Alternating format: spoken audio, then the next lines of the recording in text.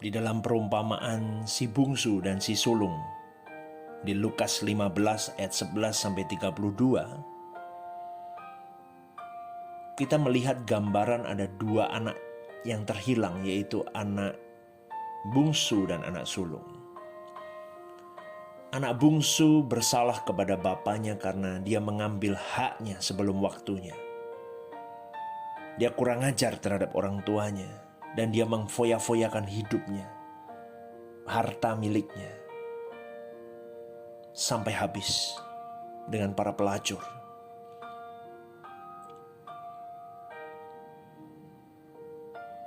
Namun anak bungsu yang terhilang itu akhirnya bertobat, saudaraku. Dan dia pulang ke rumah dengan pertobatan yang benar.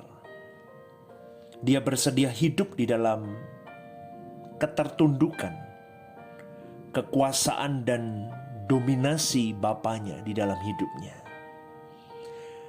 Si anak sulung ini bertobat di dalam hal penundukan diri.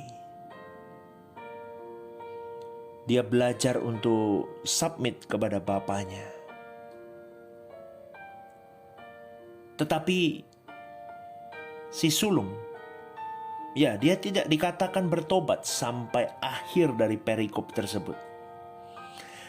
Akhir dari perumpamaan tersebut tidak ada penjelasan bahwa si sulung itu bertobat, saudaraku. Si sulung mempermalukan ayahnya di depan para pegawai ayahnya. Bahkan kalau boleh digambarkan hari itu, mungkin dia sedang mempermalukan ayahnya di depan para tamu undangan ketika merayakan kehadiran adiknya yang si bungsu itu. Di pesta itu, si sulung mempermalukan ayahnya. Saudaraku, gambaran perumpamaan ini menggambarkan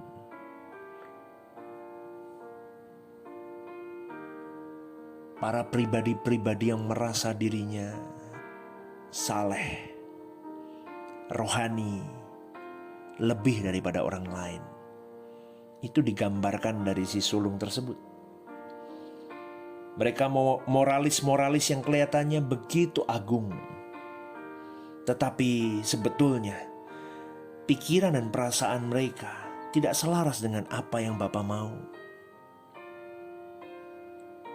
Tapi ironiknya mereka tidak merasa mereka tidak perlu bertobat.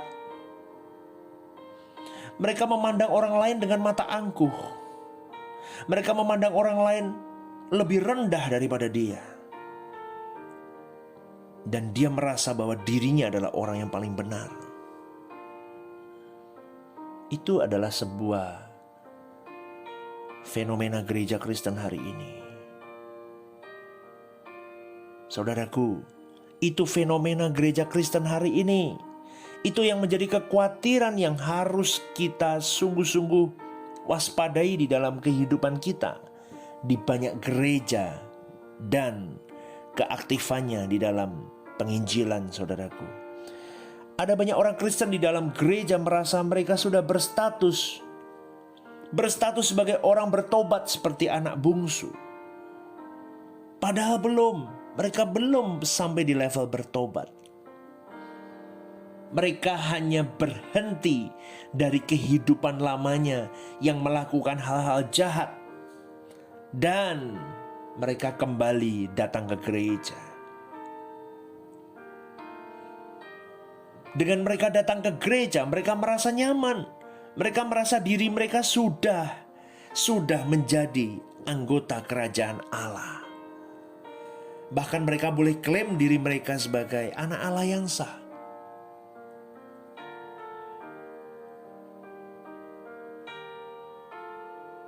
Bahkan beberapa dari mereka merasa, aku tidak pernah meninggalkan Tuhan. Aku tidak pernah meninggalkan pekerjaan Tuhan di gereja Tuhan. Mereka merasa mereka sudah benar hidup mereka. Tanpa pertobatan cukup apa yang sudah mereka lakukan. Seakan-akan bahkan ketika mereka melakukan banyak hal kegiatan gereja, mereka seakan-akan sudah membela Tuhannya. membela pekerjaan Tuhannya, membela gereja Tuhan. Padahal sedikit pun mereka tidak memiliki spirit untuk memiliki pikiran dan perasaan Kristus.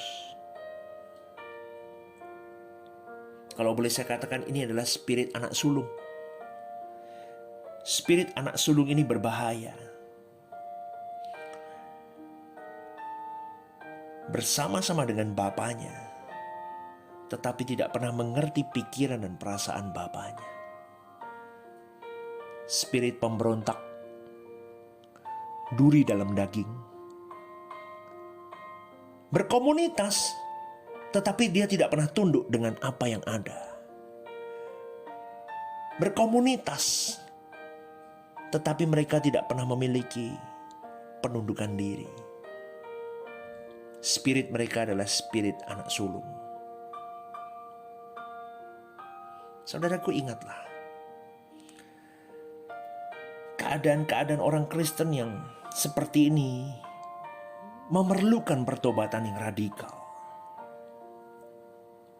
Sebetulnya mereka mati, meskipun mereka hebat secara teologi, hebat di dalam melayani Tuhan. Mereka diberikan talenta-talenta yang luar biasa. Tetapi mereka belum real menyerahkan diri kepada Tuhan. Seharusnya komunitas orang percaya yang ideal adalah orang-orang yang berkarakter sebagai anak-anak Allah di dalamnya. Seharusnya mereka sudah tidak lagi memiliki kesenangan dunia. Seharusnya mata hati mereka terarah kepada kerajaan surga. Seharusnya hidupnya sudah dipersembahkan hanya untuk kepentingan Tuhan. Mereka hanya haus dan lapar akan kebenaran yang menjadi kerinduannya untuk belajar firman Tuhan dan merindukan untuk berjumpa dengan Tuhan di langit baru, bumi baru.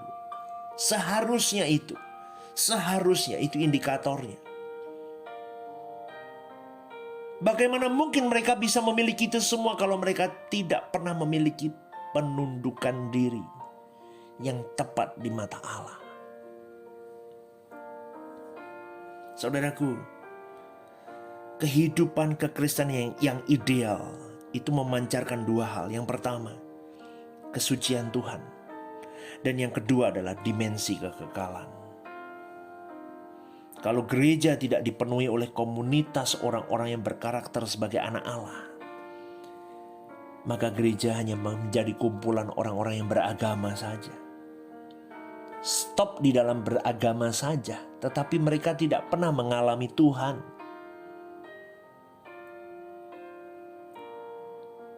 Dengan kondisi yang seperti ini, gereja harus bertanggung jawab dengan apa yang menjadi tujuan utama Allah, yaitu memuridkan mereka, menyadarkan mereka, membawa kepada jemaat ini kepada Tuhan. Oleh sebab itu, pemimpin jemaat harus memiliki roh takut akan Tuhan yang sungguh. Mereka harus hidup di dalam kepenuhan Roh Kudus setiap hari, sehingga jemaat itu bisa mengerti bahwa pemimpin jemaatnya memang benar-benar di dalam Tuhan.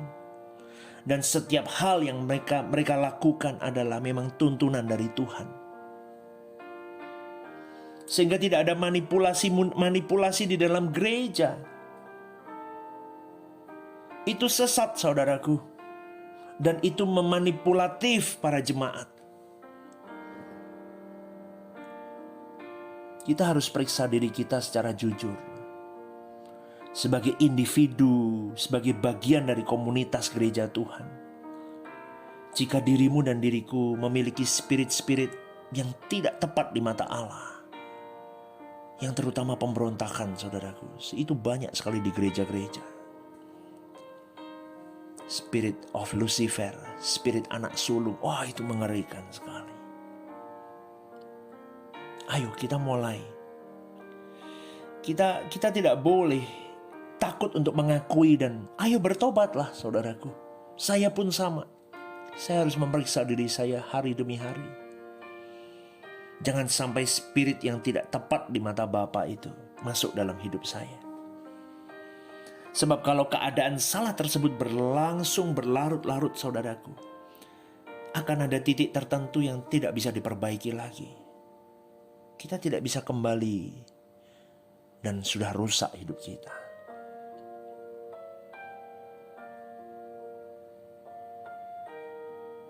Kita tidak hanya mencetak produk orang-orang beragama di dalam gereja, tetapi kita sedang mencetak orang-orang yang benar-benar mencintai Tuhan, yang sudah lagi tidak ada memiliki kesenangan dunia. Mata hatinya terarah kepada Bapanya. Mereka memiliki kerinduan untuk pulang ke langit baru, bumi baru, sehingga hidup mereka disita hanya untuk pekerjaan Tuhan.